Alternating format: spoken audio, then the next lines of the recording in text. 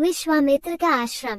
चलते चलते way one के अंधकार से निकलकर ऐसे स्थान पर पहुंचे जो भगवान भास्कर के दिव्य प्रकाश से आलोकित हो रहा था और सामने नाना प्रकार के सुंदर वृक्ष, मनोरम उपत्यका एवं मनोमुग्धकारी दृश्य दिखाई दे रहे थे।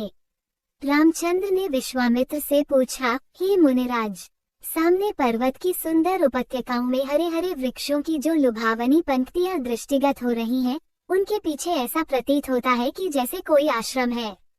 क्या वास्तव में ऐसा है या यह मेरी कल्पना मात्र है? वहाँ सुंदर सुंदर मधुरभाषी पक्षियों के झुंड भी दिखाई दे रहे हैं, जिससे प्रतीत होता है कि मेरी कल्पना निराधार नहीं है। विश्वामित्र जी ने कहा, हे वत्स, ये वास्तव में आश्रम ही है और इसका नाम सिद्धाश्रम है। ये सुनकर लक्ष्मण ने पूछा, गुरुदेव, इसका नाम सिद्धाश्रम क्यों पड़ा? विश्वामित्र जी ने कहा, इस संबंध में भी एक कथा प्रचलित है। प्राचीन काल में बलि नाम का एक राक्षस था। बलि बहुत पराक्रमी और बलशाली था और समस्त देवताओं को पराजित कर चुका था। एक बार उसी बलि ने यहाँ पर एक महान यज्ञ का अनुष्ठान किया था। इस यज्ञानुष्ठान से उसकी शक्ति में और भी वृद्धि हो जाने वाली थी। इस बात को विचार करके देवराज इंद्र अत्यंत भयभीत हो गया। इंद्र समस्त देवताओं को साथ लेकर भगवान विष्णु के पास पहुंचा और उनकी स्तुति करने के पश्चात उनसे प्रार्थना की, हे त्रिलोकीनाथ, राजा बलि ने समस्त देवताओं को परास्त कर दिया है और अब वो एक विराट यज्ञ कर रहा है। वो महादानी और उदार हृदय राक्षस है। उसके द्वार से कोई भी याचक खाली हाथ नहीं लौटता। उसकी तपस्या, तेजस्विता और यज्ञादि शुभ कर्मों से देवलोक सहित संपूर्ण ब्रह्मांड कांप उठा है। यदि उसका ये यज्ञ पूर्ण हो जाएगा तो वह इंद्रासन को प्राप्त कर लेगा। इंद्रासन पर किसी राक्षस का अधिकार होना सुरों की परंपरा के विरुद्ध है। अतः हे लक्ष्मीपति, आपसे प्रार्थना है कि आप कुछ ऐसा उपाय करें कि उसका यज्ञ पूर्ण न हो पाए। उनकी इस प्रार्थना पर भगवान विष्णु ने कहा, आप सभी देवता निर्भय और निश्चिंत होकर अपने अपने धाम में वापस चले जाएं। आप लोगों का मनोरथ पूर्ण करने के लिए मैं शीघ्र ही उपाय करूंगा।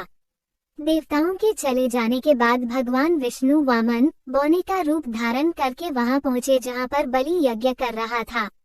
इस बौने किंतु परम तेजस्वी ब्राह्मण से राजा बलि अत्यधिक प्रभावित हुए और बोले, विप्रवर, आपका स्वागत है, आज्ञा कीजिए, मैं आपकी क्या सेवा कर सकता हूँ? बलि के इस तरह कहने पर वामन रूपधारी भगवान विष्णु ने कहा, राजन, मुझे बैठकर भगवान का भजन करने के लिए सिर्फ 2.5 चरण भूमि की आवश्यकता है। इस पर राजा बलि ने प्रसन्नता पूर्वक वामन को 2.5 चरण भूमि नापने की अनुमति दे दी। अनुमति मिलते ही भगवान विष्णु ने विराट रूप धारण किया और एक चरण में संपूर्ण आकाश को और दूसरे चरण में पृथ्वी सहित पूरे पाताल को नाप लिया और पूछा, राजन, आपका समस्त राज्य तो मेरे 2 चरण में ही आ गए, अब शेष आधा चरण से मैं क्या नाचूं? बलि के द्वार से कभी भी कोई याचक खाली हाथ नहीं गया था। बलि इस याचक को भी निराश नहीं लौटने देना चाहता था। उसने कहा, हे ब्राह्मण, अभी मेरा शरीर बाकी है, आप मेरे इस शरीर पर अपना आधा चरण रख दीजिए। इस पर भगवान विष्णु ने बलि को भी अपने आधे चरण में नाप लिया। बलि का ये दान इतना महान था कि बलिदान के नाम से विख्यात हो गया। भगवान विष्णु ने बलि की दानशीलता से प्रसन्न होकर उसे वरदान दिया कि यह स्थान सदा पवित्र माना जाएगा, सिद्धाश्रम कहलाएगा और यहाँ तपस्या करने वाले को शीघ्र ही समस्त सिद्धियां प्राप्त होंगी। उसी समय से यह स्थान सिद्धाश्रम के नाम से विख्यात है और बहुत से ऋषि मुनि यहाँ तपस्या करके मुक्ति लाभ करते हैं। मेरे स्वयं का आश्रम भी इसी स्थान पर है। मैं यहीं बैठकर अपना यज्ञ संपन्न करना चाहता हूँ। जब जब मैंने यज्ञ प्रारंभ किया तब तब राक्षसों ने उसमें बाधा डाली है और उसे कभी पूर्ण नहीं होने दिया। अब तुम आ गए हो और मैं निश्चिंत होकर यज्ञ पूरा कर सकूंगा। इस प्रकार की बातें करते हुए विश्वामित्र ने राम और लक्ष्मण के साथ अपने आश्रम में पदार्पण किया। वहां रहने वाले समस्त ऋषि मुनियों और उनके शिष्यों ने उनका स्वागत सत्कार किया। राम ने विनीत स्वर में गुरु विश्वामित्र से कहा, मुनिराज, आप आज ही यज्ञ का शुभारंभ कीजिए। मैं आपको विश्वास दिलाता हूँ कि मैं आपके यज्ञ की रक्षा करते हुए इस पवित्र प्रदेश को राक्षसों से मुक्त कर दूंगा। राम के इन वचनों को सुनकर विश्वामित्र यज्ञ सामग्री एकत्रित करने में जुट गए।